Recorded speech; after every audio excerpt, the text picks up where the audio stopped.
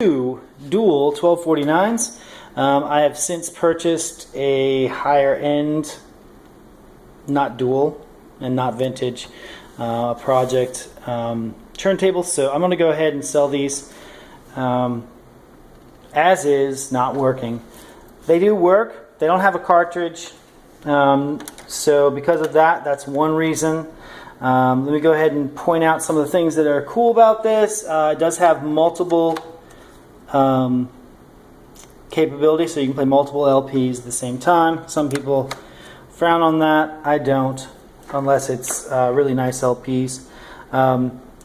Obviously, your needle up and down. It's automatic or semi-automatic.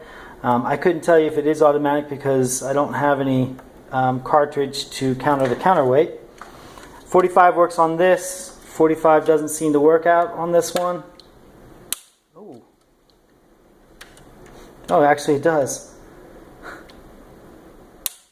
I make that, no. In general though, this one I find is going to be the lesser of the two. I'm selling them as a package, so you're going to get two of these together, and you can use them both to kind of troubleshoot, etc., which a lot of people do.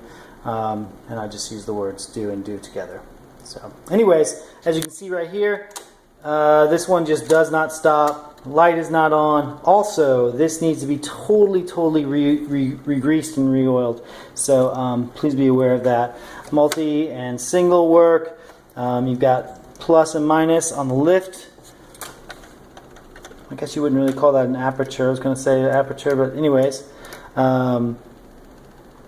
And you have a single and then continuous play. So I guess it just kind of keeps on playing. So, I mean, there's some cool features about this. As you can see too, by the way, this actually makes a sound.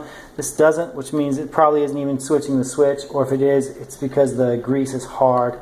And when I say hard, it's really hard. You can actually see it on the bottom. If you want to look, actually on the bottom, there's the mechanism as it moves. You can also hear kind of a loud sound coming from this particular motor that you don't hear on this motor. I'll go ahead and start that too. That looks, there we go. So as you can see, the mechanism works. This is the mechanism for starting the autoplay. So this starts the arm moving, etc. And you can see how it does that.